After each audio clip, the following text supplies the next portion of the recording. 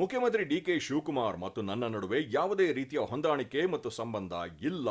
ಅವರು ಒಂದು ರಾಷ್ಟ್ರೀಯ ಪಕ್ಷದ ಅಧ್ಯಕ್ಷರಾಗಿದ್ದರು. ಅದೇ ರೀತಿ ನಾನು ಕೂಡ ಒಂದು ರಾಷ್ಟ್ರೀಯ ಪಕ್ಷದ ರಾಜ್ಯಾಧ್ಯಕ್ಷನಾಗಿದ್ದೆ. ಈ ಒಂದು ಬಾಂಧವ್ಯ ಬಿಟ್ಟರೆ ನಮ್ಮಿಬ್ಬರ ನಡುವೆ ಯಾವುದೇ ರೀತಿಯ ಸಂಬಂಧ ಇಲ್ಲ ಎಂದು ಬಿಜೆಪಿ ರಾಜ್ಯಾಧ್ಯಕ್ಷ ಬಿವೈ ವಿಜಯೇಂದ್ರ ಹೇಳಿದ್ದಾರೆ. ಇತ್ತೀಚೆಗೆ ನಡೆದ ವಿಧಾನ ಪರಿಷತ್ ಚುನಾವಣೆಯಲ್ಲಿ ಬಿಜೆಪಿ ಶಾಸಕರು ಅಡ್ಡ ಮತದಾನ ಮಾಡಿದ್ದಾರೆ ಎಂಬ ಆರೋಪಗಳ ಹಿನ್ನೆಲೆಯಲ್ಲಿ ಶ್ರೀ ಕ್ಷೇತ್ರ ಧರ್ಮಸ್ಥಳಕ್ಕೆ ಆಗಮಿಸಿ ಮಂಜುನಾಥೇಶ್ವರನಿಗೆ ವಿಶೇಷ ಪೂಜೆ ಸಲ್ಲಿಸಿದ ನಂತರ ಸುದ್ದಿಗಾರರೊಂದಿಗೆ ಮಾತನಾಡಿದರು.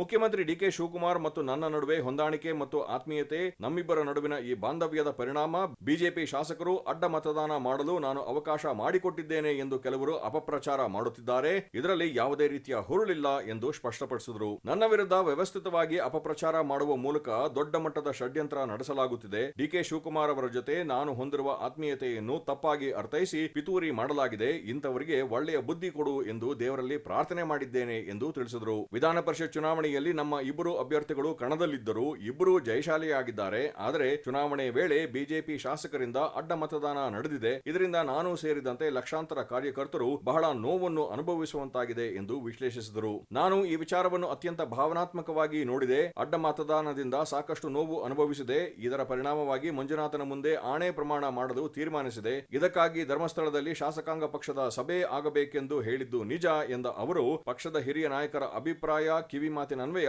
ಅವರೆಲ್ಲರ ಮಾತಿಗೆ ಗೌರವ ಕೊಟ್ಟು ಶಾಸಕಾಂಗ ಸಭೆ ನಡೆಸುವ ತೀರ್ಮಾನದಿಂದ ಹಿಂದೆ ಸರಿದಿದ್ದೇನೆ. ಆದರೆ ಕ್ಷೇತ್ರದ ಭಕ್ತನಾಗಿ ಪ್ರಾರ್ಥನೆ ಸಲ್ಲಿಸಲು ಬಂದಿರುವುದಾಗಿ ತಿಳಿಸಿದರು. ನಮ್ಮ ಪ್ರಧಾನಿ ನರೇಂದ್ರ ಮೋದಿ, ಪಕ್ಷದ ಹಿಂದಿನ ಅಧ್ಯಕ್ಷ ಅಮಿತ್ ಶಾ ಮತ್ತು ಪಕ್ಷದ ಹಿರಿಯರ ಆಶೀರ್ವಾದದಿಂದ ಪಕ್ಷ ಕಟ್ಟುವ ಕೆಲಸ ಮಾಡುತ್ತಿದ್ದೇನೆ. ಪಕ್ಷಕ್ಕೆ ಯಶಸ್ಸು ಸಿಕ್ಕಿದರೆ ನನಗೆ ಯಶಸ್ಸು ಸಿಕ್ಕಿದಂತೆಯೇ. ಹೀಗಿರುವಲ್ಲಿ ನಮ್ಮ ಶಾಸಕರಿಂದ ಅಡ್ಡ ಮತದಾನ ಮಾಡಿಸುವ ಪ್ರಶ್ನೆಯೇ ಉದ್ಭವಿಸುವುದಿಲ್ಲ.